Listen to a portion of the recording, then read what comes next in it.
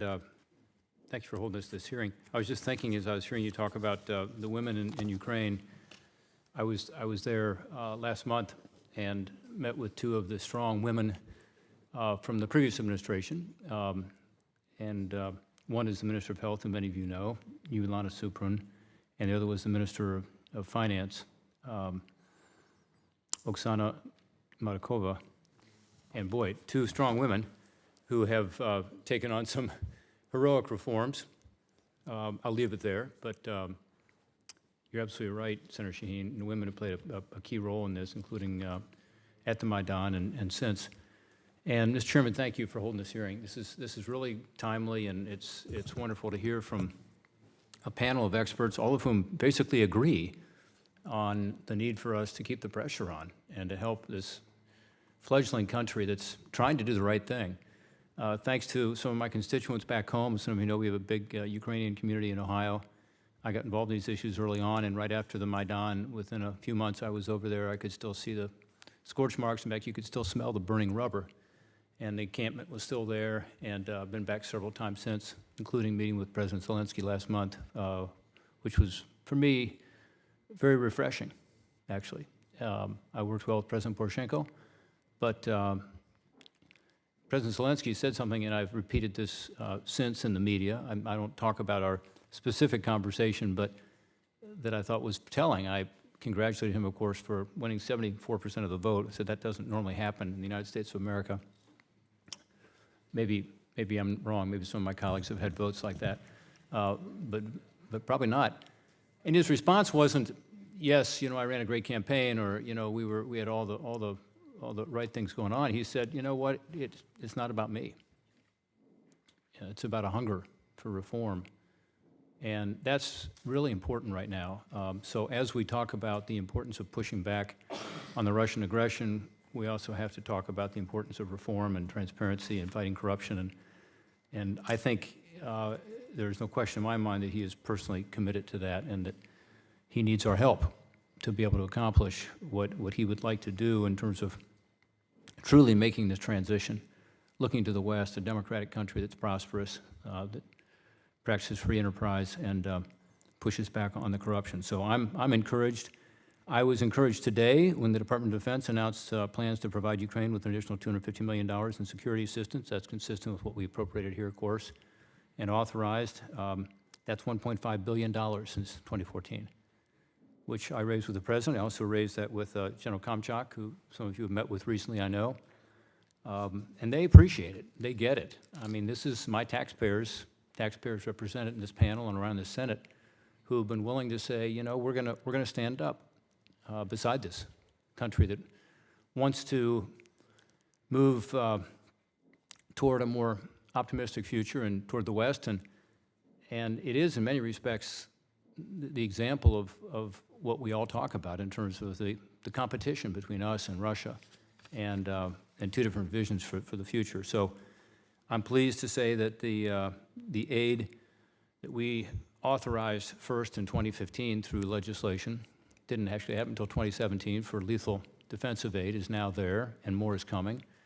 You'll see in the NDAA, this is the authorization bill we're about to vote on here in Congress, that there'll be additional ideas expressed there. I won't talk about them in specifics because I know the chairman's still working through those, but I think all of us in this panel have probably been involved in helping to ensure we get the right aid there. And Ambassador Volker, you've been involved in ensuring that you know, that we know what they want and what they need. And my hope is that we'll have some good news here shortly. I was on the contact line last year at a time when the snipers were pretty active, and you know, one of the things that I think most of my constituents don't realize is the degree to which it's still a hot war. And so when I placed the wreath at the memorial recently for the Ukrainians who have lost their lives there, it includes about 3,000 troops who continue to face the artillery and the snipers. And Ambassador Herbst, your testimony was, in many respects, the most powerful for me, because you're talking about what's really going on that contact line. The number of Russian officers who are involved, the number of tanks, artillery is, I mean, it's overwhelming. It's amazing that the Ukrainians have been able to push back as they have. We've got to help them, not because we want war, but because we want peace. The one question I would have for you all that you didn't really talk about was the Kerch Straits, what happened in November and these 24 sailors, and what are we going to do about it? And, you know, do you recommend additional sanctions? I think Ambassador Herbst, you talked about maybe an additional company to be sanctioned. I would tell you President Zelensky emphasized that a lot, and I know that he is focused like a laser on that issue. It was a flagrantly illegal attack. There's no question about it. They were not near Russian territorial waters. I think the United Nations has not been nearly as aggressive as it should be in pushing back. I think we moved too slowly. I think NATO moves much too slowly. What should the U.S., NATO, this UN Law of the Sea tribunal came out just before I was there last month and was very clear that this is an illegal act and the sailors must be returned. What more can we do? How can we actually make this happen? And shouldn't, Ambassador Volker, this be a precondition to even negotiations with Russia on any kind of a peaceful settlement of the Donbass? Well, if I may, Senator, thank you very much for your comments and for that question as well. And to address a few of the things you said. First off, I agree with you. I think the provision of security assistance to Ukraine is vitally important. I think it has had an impact both psychologically as well as militarily on the professionalization and the capacity of the Ukrainian forces. I think it's also important that Ukraine reciprocate with foreign military purchases from us as well, and I know that they intend to do so. In terms of priorities, I think the anti-sniper systems that were provided through foreign military financing were very important. The anti-tank Javelin missiles, also very important. And as we look ahead, we need to look at air defense, at coastal defense, at maritime picture, coastal capabilities. So all of them very important. Second thing, I want to call attention to NATO's decision at the ministerial meeting that took place here in Washington on a Black Sea strategy. Because I think that was also, it was a U.S. initiative to talk about this. Other countries picked it up. And it's very important that NATO be present in the Black Sea, that it support freedom of navigation, that it provide a fabric of port calls and engagement with Ukraine and other states in the region. If you look around, you've got NATO allies, 3 of them, Romania, Bulgaria, and Turkey. You've got 2 partner countries, Georgia and Ukraine, that are all Black Sea littoral states. So it is not by any means a Russian lake, and I think it's important that NATO stand up to make clear that all of us have an interest in the freedom of navigation, the open access, the economic development of the region, and the security of the region.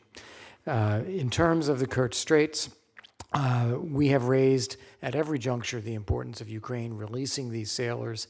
In the letter I sent to my Russian counterpart last week or 2 weeks ago, I mentioned it again. It's critical that Russia do that. As you said, it was an illegal seizure of the vessels and the sailors, and there's no justification for continuing to hold them. As far as engaging the Russians, I think that we have a balance sheet right now where there is nothing going well. If you look at Syria, if you look at Venezuela, if you look at North Korea, if you look at Iran, if you look at nuclear issues, you look at Ukraine, you look at Georgia, there's really nothing on the positive side of the ledger. And I think that is a dangerous situation to have generally, and even more dangerous if we are not going to be talking with Russia at all. So I think it's important that we do both. We keep the pressure up, calling attention to the Ukrainian sailors and demanding their immediate release, and that we also be willing to talk with Russia if there's an opportunity because of the seriousness of all the problems we have. Senator Murphy. Thank you, Chairman.